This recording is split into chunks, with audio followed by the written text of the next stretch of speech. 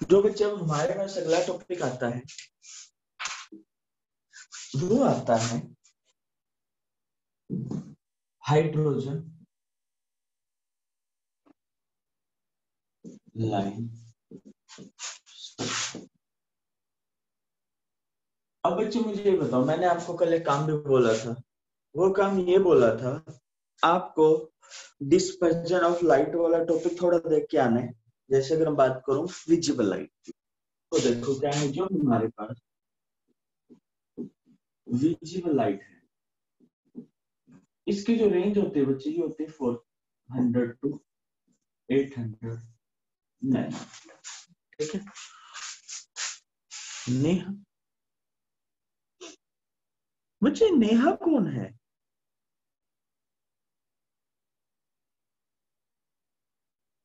बच्चे तुम्हारी क्लास में है क्या नेहा? Yes sir. सर अच्छा, स्कूल से है नेहा। स्कूल में? स्कूल में नहीं है नेहा, अपने 11th क्लास में मतलब रोज नाम ही याद नहीं। अच्छा, सर फर्स्ट बैठ। मैंने आपको कहा था ना मेरे को नाम याद नहीं होते, तो चलो अब याद हो गए हैं इसमें 2-3 के। नहीं तो मैंने कभी स्कूल में एक बार पूछू दोबारा याद होते ही नहीं इतनी जल्दी, टाइम लगता है। तो देखो आगे, अब यहाँ मैं बात करूँ जो विजिबल लाइट है इसकी रेंज होती है 400 से 800 नैनो। अब मैं आगे बात करूँ तो इसमें जो कलर होते हैं वो होता है आपका, ये रेंज होती है, यानी कि violet, indigo, blue, green, yellow, orange, red. लिखने की लिख देता हूँ, violet, indigo, blue, green, yellow, orange, ये जो कलर होते हैं, अगर इसमें अगर हम बात करो वेवलेंथ की या एनर्जी की, तो आपको क्या नजर आएगा? अगर हम यहाँ मूव करते हैं तो जो वेवलेंथ है वो क्या होती है? इंक्रीज। और एनर्जी क्या होती है? जो बायो वाले बच्चे हैं उनको एक चीज याद रखनी है, वो क्या है बायो वालों के लिए वो खास इंपॉर्टेंट है। एक तो ये वाली,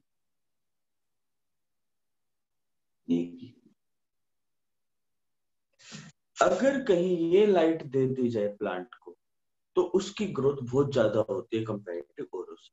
अगर हम ये वाली लाइट देंगे तो अगर इससे कम दी जाती है तो इतनी ग्रोथ नहीं करता। जो मैक्सिमम ऑप्टिमम ग्रोथ है वो रेड और ब्लू में ही प्लांट करता है। ऐसे आपको वहां एक चीज और मिलता है फोटोसिंथेसिस में। वो आपको क्या मिलता है फोटोसिंथेसिस में बायो में? एक मिलेगा आपको PS1, एक मिलेगा PS2। ये वेवलेंथ पे जो मिलेगा, ये वेवलेंथ पे मिलेगा 700 नैनोमीटर। ये जो वेवलेंथ पे मिलेगा 680 नैनोमीटर। ये सिर्फ बायो वालों के, समझ में आ रहा है? फोटो सिस्टम आप पढ़ोगे, फोटोसिंथेसिस वहां आएगा। ये सिर्फ उनके लिए है। ये होता है आपका विजिबल। एक बार ये नोट करो, फिर हम हाइड्रोजन लाइन स्पेक्ट्रम पे आते हैं। ठीक है, ये नोट करो एक बार।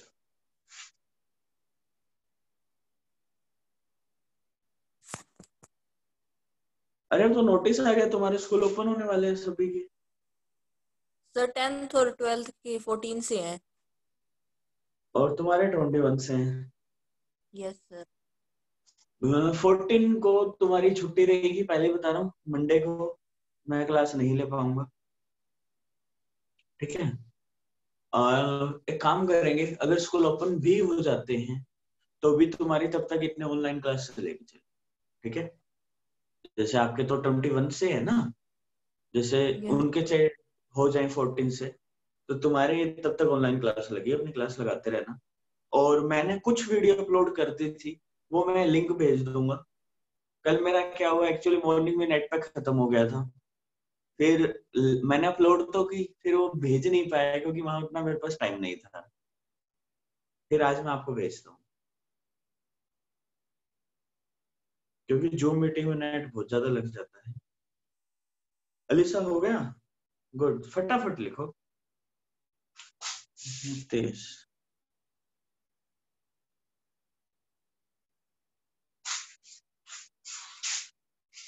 चलो अब हम बात कर लेते हैं अपने वाले हाइड्रोजन लाइन स्पेक्ट्रम में कि इसमें क्या है। जो बच्चे ये हाइड्रोजन लाइन स्पेक्ट्रम है ना, ये जो दिया था ये किसने दिया था? Hydrogen line spectra. EM spectra अलग कर दो, मैं हाइड्रोजन लाइन स्पेक्ट्रा की बात कर रहा हूँ। जो हाइड्रोजन लाइन स्पेक्ट्रा ये भी आपके, जिसका क्या नाम है, बोहर, नेल्स बोहर, उन्होंने ही दिया था। ठीक है, अब हम करते हैं नेक्स्ट। बेटा अपनी अटेंडेंस लेते रहना आप। पूजा, तो देखो इसमें हमें क्या करना है, एक हमने डिस्चार्ज ट्यूब ले,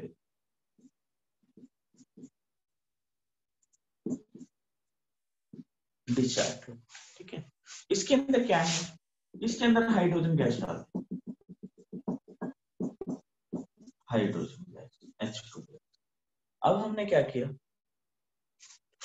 ये H2 गैस है, दिस इज हाइड्रोजन गैस।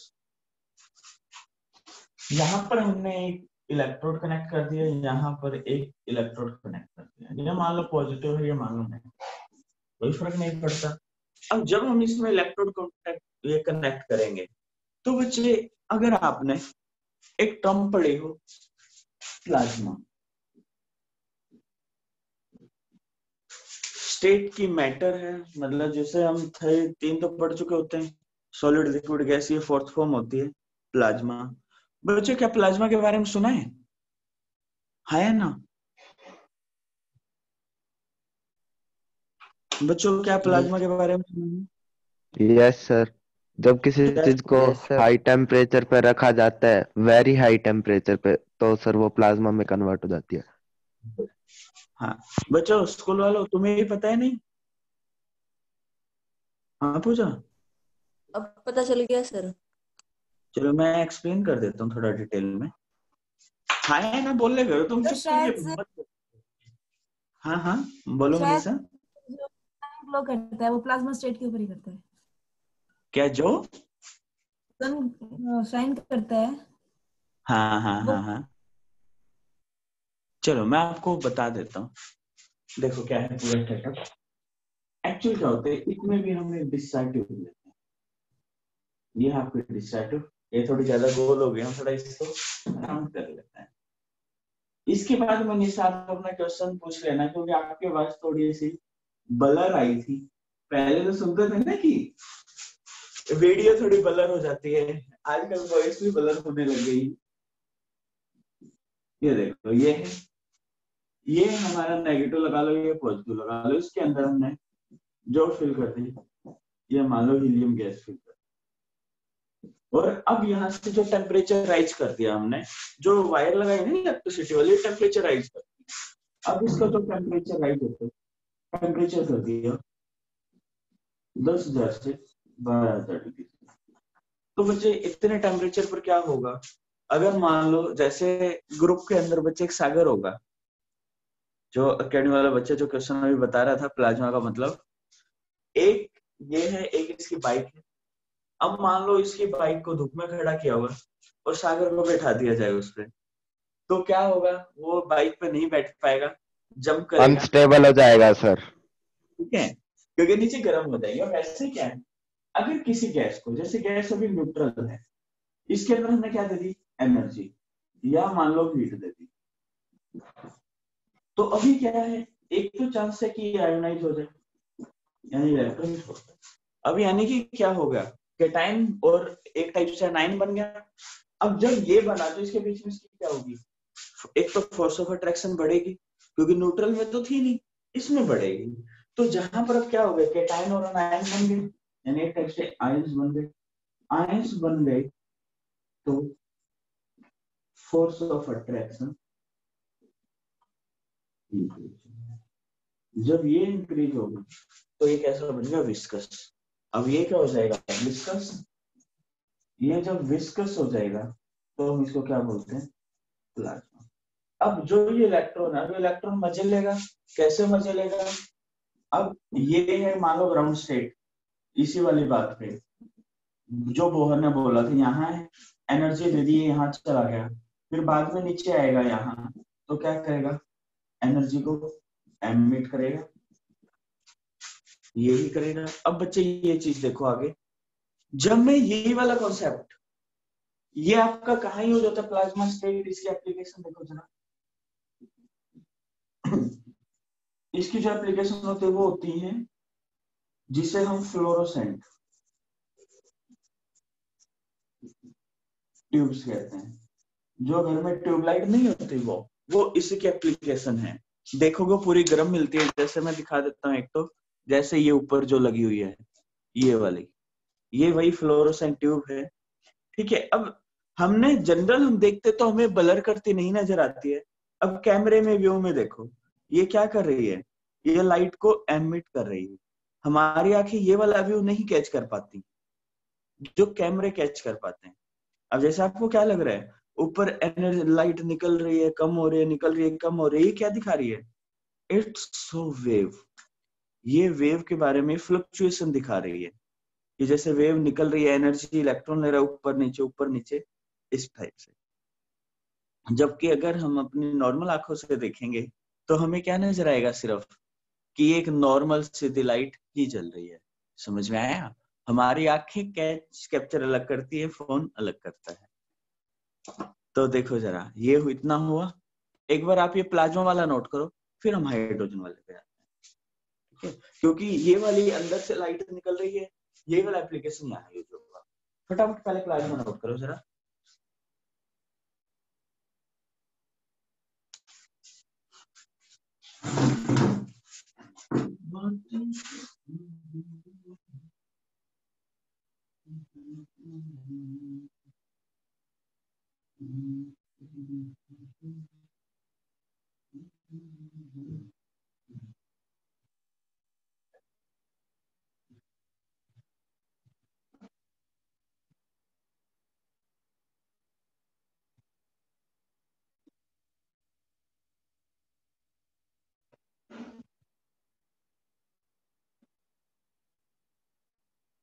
करो बच्चों, जल्दी करो।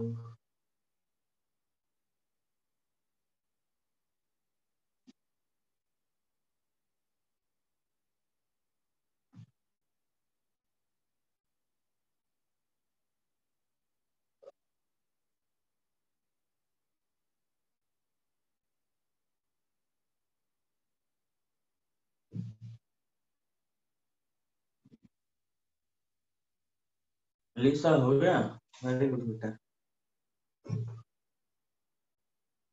बाकी जो रह गए हैं वो भी लिख लो जरा जरा।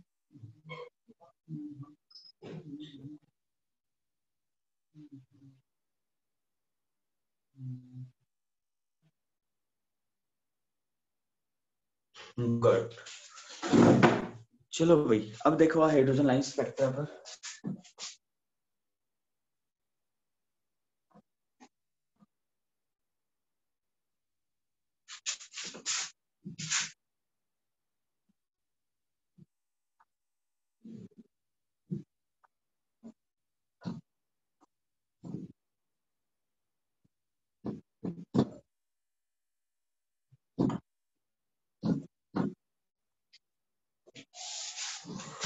तो देखो, जब मैं नेक्स्ट बात करता हूँ बच्चों इसमें, अब इसमें जब हम एनर्जी इलेक्ट्रिसिटी सप्लाई करेंगे तो ये क्या करेगा, लाइट को एमिट करेगा।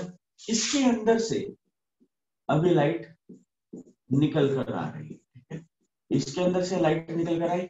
इस लाइट को हमने क्या किया, एक प्रिज्म रख दिया, ठीक है, प्रिज्म रख दिया। और यहाँ पर हमने स्क्रीन रख दी, वही ZNS स्क्रीन। अब यहाँ पर क्या होगा, अब यहाँ पर मैंने आपको बच्चों चीज बताई थी, यहाँ बैंड नहीं बनेंगे, यहाँ आपको लाइन बनेंगी। यहाँ पर आपको क्या बनेगी, लाइन। उसमें आपको क्या बन रही थी, EM वाले में, वो EM वाले में आपको जो बन रहे थे वो बैंड बन रहे थे, क्योंकि वो लाइट बीच में एब्जॉर्ब हो रही थी, वो एब्जॉर्प्शन स्पेक्ट्रम में आ जाता है। यहाँ पर आपको सिर्फ क्या बनेंगे, लाइन्स मिलेंगी। यहाँ पर ये लाइनें आपको, ये जो लाइनें मिली इज कॉल्ड लाइन स्पेक्ट्रम, इसे हम क्या कहते हैं, लाइन स्पेक्ट्रम। ये जो लाइन स्पेक्ट्रम की रेंज अलग मिलेगी, line spectrum in different range, different wave की रेंज में मिलेगा। इसको आप एक बार नोट करो, फिर मैं इसका नीचे दूसरा बताता हूँ। तो दूसरे वाले इसका मेन सेटअप कैसे है, इसको आप फटाफट नोट करो।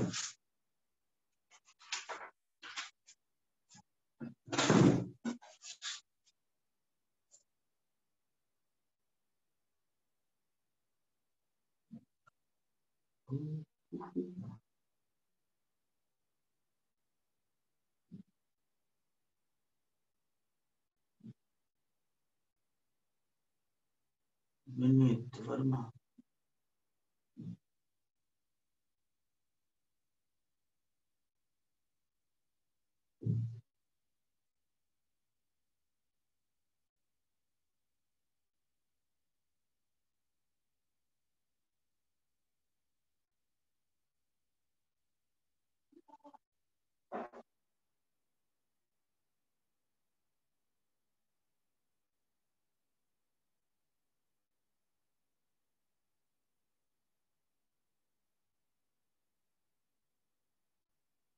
करो बच्चों, फिर आगे चलते हैं। हो गया, गुड। बेटा अब कर दो, दो बच्चे वापस हो गया होगा ऑलमोस्ट सभी का।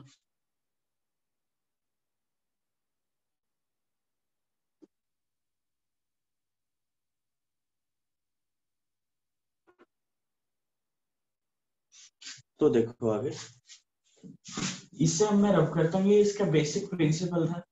अब हमें क्या करना है, जो ये वाला पोर्शन है ना, इस पे हम जूम करके देखेंगे, फिर देखेंगे कैसा नजर आता।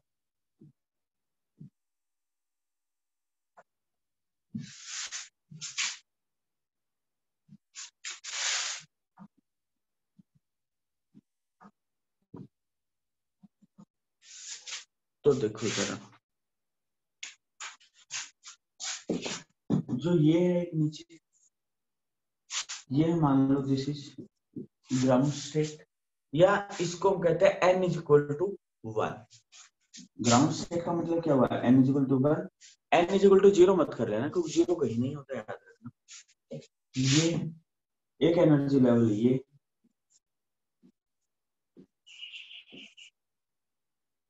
बच्चे जस्ट 1 मिनट।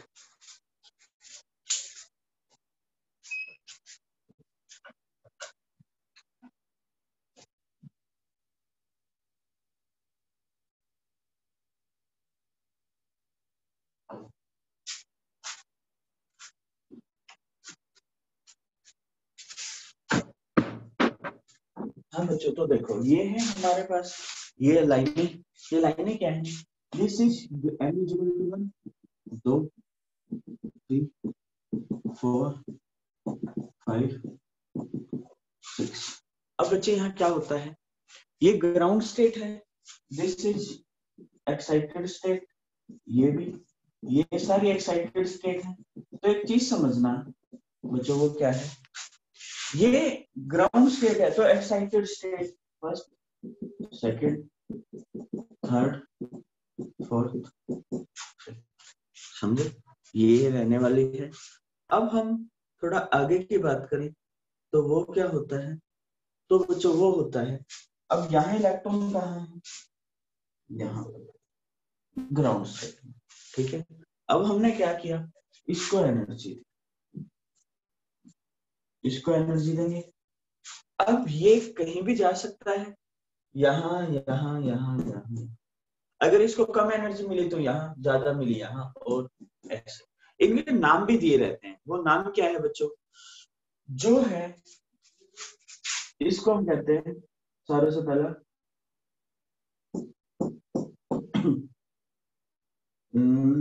क्या था, मैं भूल गया, Lyman, Balmer, Lyman, Balmer, Paschen, Brackett, टी फंड, इसके बाद अगर जो n इज इक्वल टू अगर ये आता है 7 यानी एक्साइटेड स्टेट 6, इसे हम कहते हैं हम्फ्रे। ठीक है, Lyman, Balmer, Paschen, Brackett, Pfund, Humphrey, ये होता है। अब देखो बच्चे इसमें क्या है पूरा सेटअप। अब जब ये इलेक्ट्रॉन है ये यहाँ से मान लो यहाँ चला गया, जब ये यहाँ चला गया अब ये क्या करेगा, लाइट छोड़ेगा। अब ये जो वापस आएगा तो रेडिएशन एमिट करेगा, अब ये वापस। समझ में आ रही है? अब इसके बाद अगर मैं बात करूं कि अगर इलेक्ट्रॉन यहाँ के कंपैरेटिव यहाँ जाता तो आके फ्री रेडिएशन छोड़ता। तो अब एक चीज समझना, अब थोड़ा ध्यान से, जैसे वो उर्दू कहते हैं थोड़ा गौर फरमाना। वो गौर फरमाना क्या है, जब यहाँ हमने एनर्जी दी, जैसे जैसे हम आगे बढ़ते जा रहे हैं इसकी एनर्जी क्या होती है, बढ़ती जा रही है। तो अब एक चीज समझो, जहां इसकी एनर्जी बढ़ती जाएगी तो ऑब्वियसली इसकी जो वेवलेंथ है वो क्या होती जाएगी, छोटी होती जाएगी। वेवलेंथ छोटी होगी यानी एनर्जी बढ़ जाएगी। तो ये चीज समझो, जो ये पहले वाला है ये वाली चीज, ये किसके अंदर आती है, आईआर रेडिएशन के अंदर, इंफ्रारेड। समझ में आ रहा है? ये एग्जाम में बहुत बार क्वेश्चन पूछा जाता है, ये आता है आईआर के अंदर। जो ये वाली रेंज है दिस इज विजिबल, ये किसमें आती है, विजिबल। इसके बाद ये भी अगर मान लो यहाँ चला गया, यहाँ आएगा तो एनर्जी और ज्यादा, यहाँ आएगा यहाँ से अलग। अब बच्चे जो ये बाकी की जितने हैं सारे आईआर, विजिबल और ये सारे किसमें आते हैं, यूवी, इसमें आते हैं यूवी, ये यूवी के अंदर आते हैं। This is IR, infrared, wavelength बड़ी थी, उसके बाद इसकी छोटी होती है और ये सारे किसमें आ जाते हैं, आपके यूवी लाइट के अंदर आ जाते हैं। समझ में आ रहा है? ये होता है हाइड्रोजन लाइन स्पेक्ट्रम। जितनी ज्यादा एनर्जी उतनी एनर्जी ज्यादा एमिट करेगा छोटी वेवलेंथ की, जितनी कम चाहिए उतनी ज्यादा वेवलेंथ की एनर्जी सबमिट करेगा। ये होता है बच्चे आपका हाइड्रोजन लाइन स्पेक्ट्रम। यहां से आपके जो क्वेश्चन आते हैं ये नोट कर लो, फिर मैं आपको बता दूंगा क्वेश्चन क्या पूछेगा। जनरल क्वेश्चन ये पूछेगा, यहाँ इस लेवल से यहाँ आ रहा है तो कितनी एनर्जी एमिट करेगा। ये आपसे ये पूछ लेगा, यहाँ से यहाँ आ रहा है कितनी नंबर ऑफ वेव लाइंस बन रही है, यानी कि पहले आपसे पूछ लेगा एनर्जी। अगर आपसे ये an electron move from this energy to this energy level, तो आपको कुछ नहीं करना। एनर्जी का मैं आपको बता चुका हूँ, n2 स्क्वायर ये, और एक फॉर्मूला बताया था ना n स्क्वायर इनटू में 13.6 भाई में जेड। बस ये हाइड्रोजन की बात है तो जेड क्या आएगा, 1 आएगा। इसको इससे बात कर दो तो इलेक्ट्रॉन वोल्ट में नहीं आते। अब बच्चों एक और होता है नंबर ऑफ स्पेक्ट्रल लाइन निकालने का। तो बच्चों बताओ नंबर ऑफ स्पेक्ट्रल लाइन का क्या फॉर्मूला था। ये फॉर्मूला बच्चों ये आपको या तो आप फॉर्मूला याद कर लो या आपको लाइन बना के देखनी पड़ेगी। बेटर है कि आप फॉर्मूला ही याद कर लो। बच्चों क्या फॉर्मूला था बताओ जरा नंबर ऑफ स्पेक्ट्रल लाइन का। बोल गए n2 माइनस n1, फिर होता है n2 minus n1 plus 1 divide by, ये होता है number of spectral line calculate करना। समझ में आ गया? n2 माइनस n1 फिर n2 minus n1 plus 1 divide by 2, इससे हम कैलकुलेट करते हैं। ये नोट करो। फिर एक दो चीजें और,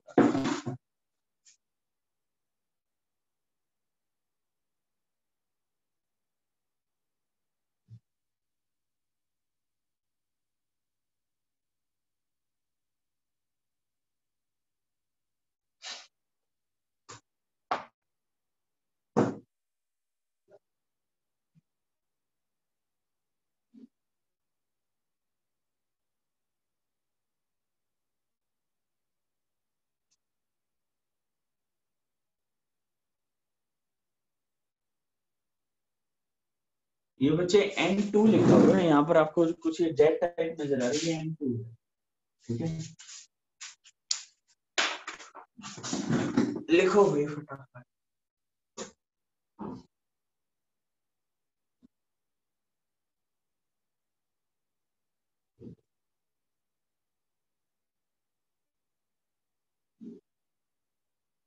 अरे आज तो तुम्हारी फिजिक्स की भी क्लास लगेगी ना, 11th वालों, स्कूल वाले।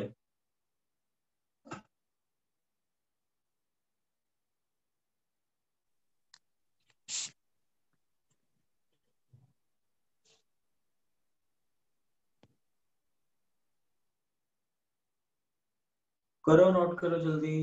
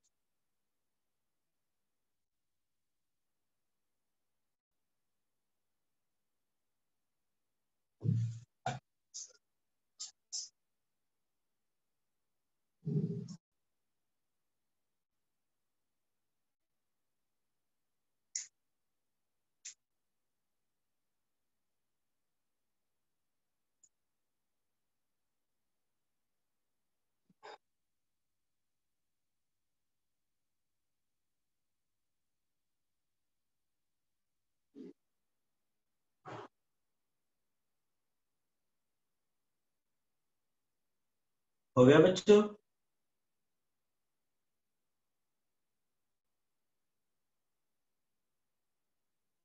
बच्चों ये बताओ, 2 पूछे हैं क्या आपकी क्लास में?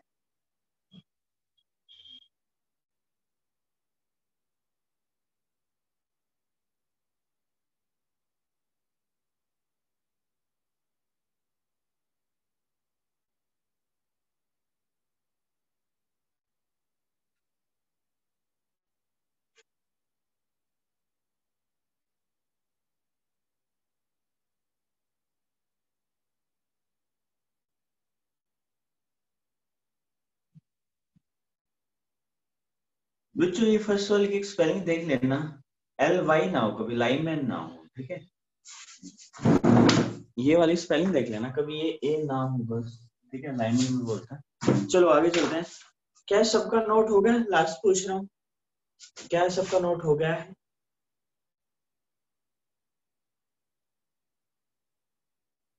हो गया है, गुड।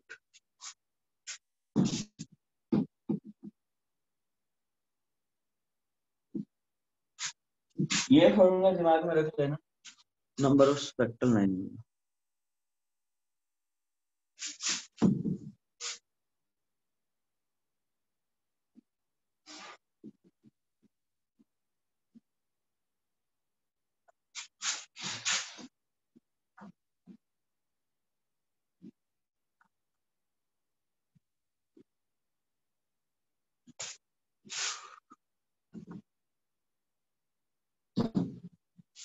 मुझे अब आपसे क्या पूछेगा, या मैं आपको एक चीज बता देता हूँ।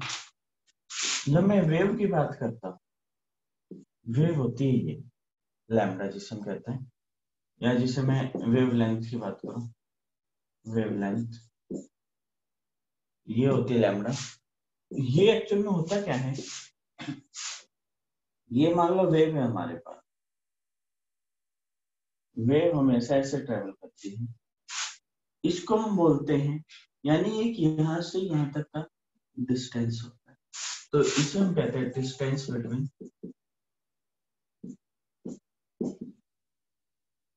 One crust and one. Crust और ट्रस्ट के टफ के बीच का होता है, जैसे ये है, इसे हम कहते हैं क्रस्ट, इसे हम कहते हैं थ्रस्ट, टफ बोलना। इसके डिस्टेंस को हम बोलते हैं वेवलेंथ, दिस इज लेंथ, ठीक है? अब आपको एक चीज मिलेगी, वेव नंबर। जो वेव नंबर होता है, इसको हम एस से रिप्रेजेंट करते हैं, वी लिख के, वी के ऊपर बार, कहते हैं ये कैसे निकालते हैं, कहते हैं ये होता है जी 1/में लैम्डा, 1/में लैम्डा। तो इसमें आपसे ये पूछेगा, जो आपके हाइड्रोजन लाइन स्पेक्ट्रा है ना, इसमें पूछेगा कि वेव नंबर कैसे निकालते हैं। तो इसका जो वेव नंबर होता है ये होता है आर, लिख लो चाहे आर 1 बाई में n1 स्क्वायर माइनस में n2 स्क्वायर, ये होता है। R is Rydberg constant, Rydberg constant. इसकी वैल्यू कितनी होती है 109,677। ये वैल्यू पुट करते हैं और वेव नंबर निकालते हैं। ये और नोट कर लो।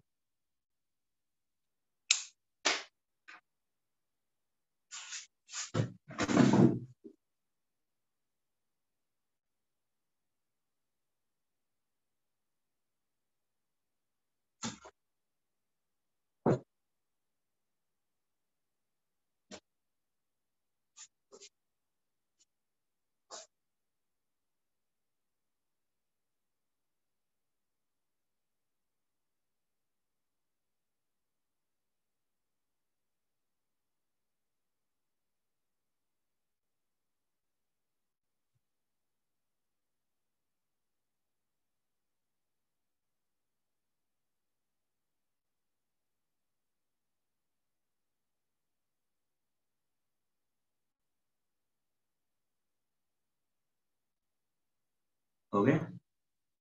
तो बच्चों कल का आप होमवर्क सुन लो, क्या करोगे। जो आप कल का होमवर्क करोगे इसमें आप करोगे एक तो जी मैन इफेक्ट, एक स्टार्क इफेक्ट और एक डी ब्रोगली वेवलेंथ। हो जाएगा।